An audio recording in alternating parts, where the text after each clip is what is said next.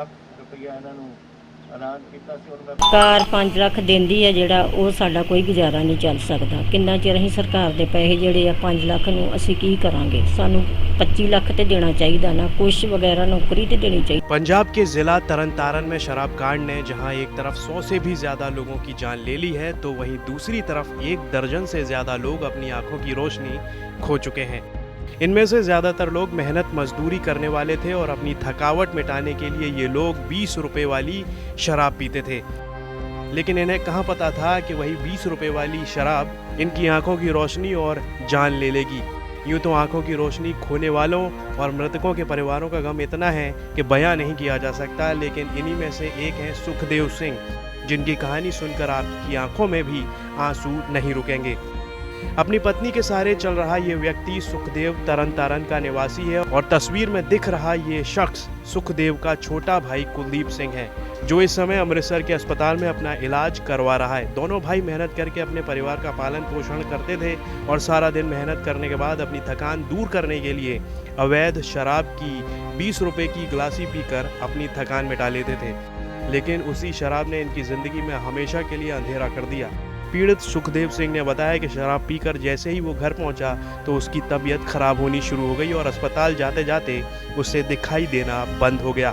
और अब सुखदेव सिंह जहरीली शराब बेचने वालों के खिलाफ कड़ी कार्रवाई करने की मांग कर रहा है और आंखों की रोशनी चले जाने के बाद तौबा कर रहा है और एक ही बात कह रहा है कि कभी भी दारू नहीं पीनी चाहिए, चाहे वो फ्री की ही क्यों ना मिले। पीती है 20 रुपए की पीती ही जो आए चक्कर जो आंडे पे उल्टियाँ आंडे पे तो पहले तो सोचा भी उतना ही होंगे जन के सिर दर्द, मुड़ के उल्टियाँ ज़्यादा आंडे पे रात सारी उल्टियाँ रही, फिर इन्हें सानू अस्पताल लिखे गए। अखा साड़ियाँ जन की बंद हो गई, निगाह काम ही दिहाड़ी दफे करते हैं। हम घर तक कितना चलना सगों फट के मैंने तोड़ के कटते हैं, ये अपने क्वार्टर जाते हैं, ये पुलिस लाइन काम करते हैं। आखना की बनता जी, एक बंदा साढ़े से बजूगा बाहर अंदर फट के खड़ते हैं, मैनू ये लैट में जाना पेशाब जाना उन्हें फट के खड़ना पैंदा, इन्होंने उन्हें कार्रवाई होनी चाहिए है जी। फ्री हो जो मर्जी उन्हें सजा करने, जिन्हें इन्ने बंदे मरे आ, नहीं शराब नहीं पीनी चाहिए। वहीं सुखदेव के भाई कुलदीप सिंह की बेटी का कहना है कि आंखों की रोशनी जाने के बाद उनका कोई कमाई का जरिया नहीं है। मेरे ताया जी ते मेरे पापा पैग लाउण गए ही पिंडों ते उन्होंने शराब पीती ही ते आउंदे उन्हां दी निगाह चल गई, नाल ही लत्तां खलो गईयां सी ते निगाह तो अजे तक वापस नहीं आई। तो साडे भरा भी छोटे ने, मेरे ताए का बेटा भी छोटा ही है, तो मेरा भी ब्रदर छोटा ही है, तो भी दिहाड़ी दिहूड़ी करते हैं।